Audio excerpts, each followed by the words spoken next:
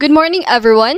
We are the group number 7, and today we are going to report about the liquidity ratios and the solvency ratios. So, first, what is a liquidity ratio? Liquidity ratios are an important class of financial metrics used to determine a debtor's ability to pay off current debt obligations without raising external capital. Ang liquidity ratios, ito yung abilidad ng kumpanya na mabayaran ang kanilang utang or debt through the calculation of metrics. And now let's start off with Ms. Mustafa, who will be discussing the current ratio. The current ratio measures a company's ability to pay off its current liabilities or the payable within 1 year with its current assets such as cash, accounts receivable, and inventories. The current ratio, also known as the working capital ratio, that measures the capability of a business to meet its short-term obligations that are due within a year. So it means that current ratio indicates the financial health of a company and how it can maximize the liquidity sa iyahang current asset para masettle ang utang sa isa ka company o sa company itself o sa ilahang bayro nun. This means that the higher the ratio, the better the company's liquidity position. Mm. To compute the current ratio, we can follow this formula. Okay, next. This formula, current ratio is equivalent to current assets all over the current liabilities. So, what is current assets? Or what current assets are? So, current assets are the assets that can be used, consumed, or converted to cash within 1 year or within the normal operating cycle of the business. In other words, current assets are the resources that can quickly be converted into cash within a year's time or less. So, this may be include the cash such as legal tender bills and undeposited checks from customers, cash equivalents, marketable securities such as common stock, preferred stock, and etc. And also, it includes the prepaid expenses such as unexpired insurance premiums. In current liabilities naman, these are the financial obligation that will mature within 1 year from the date of the balance sheet, notwithstanding the normal operating cycle of the business. Sa madaling salita, ang current liabilities ay ito yung these are the business obligation owed to suppliers and creditors and other payments that are due within a year of time. This may include the notes payable, accounts payable, or trade payable, deferred revenue, and etc. Like for example, applying the formula to angle trading, the current ratio is computed below. Current ratio is equivalent to 941,000 pesos of current assets all over the current liabilities with 590,100 pesos. So it is equivalent to 1.59 as to 1. So what does the meaning of the current ratio 1.59 is to 1? This means that the current ratio, in simple term, indicates that angle trading has available current assets of 1.15 in peso for every 1 peso of current liabilities. So, si angle trading daw, kay na ay available na current asset na 1.15 in pesos per 1 peso of current liabilities. Next is acid test ratio. Acid test ratio is similar to current ratio. However, it is considered stricter in its application because it does not include inventories and prepaid items since inventories take longer period before they are converted to cash, and there is a very slim possibility for prepaid items to become cash. Inventories and prepaid expenses are not considered quick assets in becoming cash. Hence, they must be excluded in the computation of acid test ratio. So, um, in other words, si acid test ratio kay ang measurement sa isa ka company kung papaano niya masatisfy ang iyahang short-term or current financial obligation. Um, we can use this formula. Acid test ratio is equivalent to quick assets or all over current liabilities.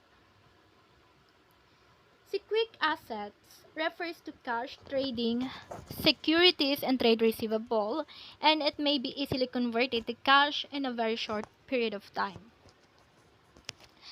Like for example, Angel Trading's quick assets with a total of 378,000 pesos, broken down as follows. As you can see, this one, cash in hand 60,000 pesos, cash in bank 80,000, petty cash fund 10,000, accounts receivable with net of 12,000 pesos is equivalent to 68,000, notes receivable 160,000, all over. Total quick asset is 378,000 pesos. Um, Applying the formula to angle trading, the acid test ratio is computed as follows. Acid test ratio is equivalent to 378,000 pesos of quick assets uh, all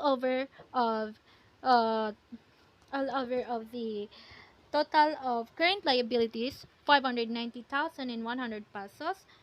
So we have known already the current liabilities, which is I have discussed a while ago. Current liabilities are the business obligation owed to suppliers and creditors and other payments that are due within a year of time. So if we divide it, it is equal to 0.64. So it is equivalent to 0.64 as to 1. The acid test ratio of angle trading is 0.64 as to 1, as you can see. So that means that the ratio indicates that the business has available of 0.64 pesos for every 1 pesos of current liabilities. So, si business daw kay naay 0.64 peso per 1 peso of current liabilities based on the acid test ratio. So, as we observe, it may seem that the quick assets of the business are not sufficient to pay or settle all the current liabilities. Next reporter. Inventory turnover. The inventory turnover measures the number of times when the inventories are acquired or both and then finally sold to customer during the year.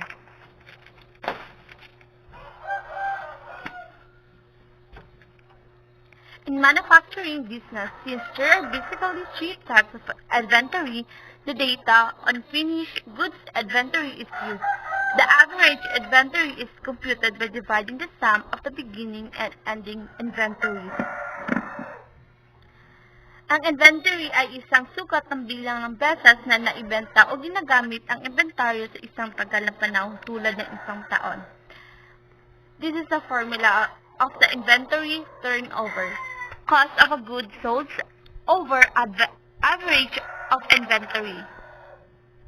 Ang cost of goods sold is the cost of acquiring or manufacturing the product that a company sells during a period. So the only costs included in the measure are those that are directly tied to the production of the product, including cost of labor, materials, and manufacturing overhead. While the average inventory is a measure of a number of times inventory is sold or used in a time period, such as a year. In using the formula is, example, the cost of a good sales is 577,000 over the inventory turnover is 490,000. So, i-divide ang cost of good sales at over turnover inventory. So, the answer is 1.18 times. Generally appears not favorably. Favorable. The inventory turnover indicates that the Angus Trading has converted that inventory into receivable 1.18 times during the year. Average sales period. The average sales period measures the ability of the business to convert its inventory to receivable. It indicates how fast the business is able to sell its inventory. And this is the formula of the average sales period. 360 days, which is in the 1 year, is there are 360 days over the inventory turnover. And using this formula, 360 days in a 1 year over 1.16, so which is gikuha ang 1.18 kay gikuha na to katong answer sa itong inventory turnover, so 1.18. So i-divide nato siya, divide to 360 divided by 1.18, so which is ang answer is 305 days. So before a product is sold to market, in evaluating the average sales period of the business, nature of the product and the product it sells must be considered.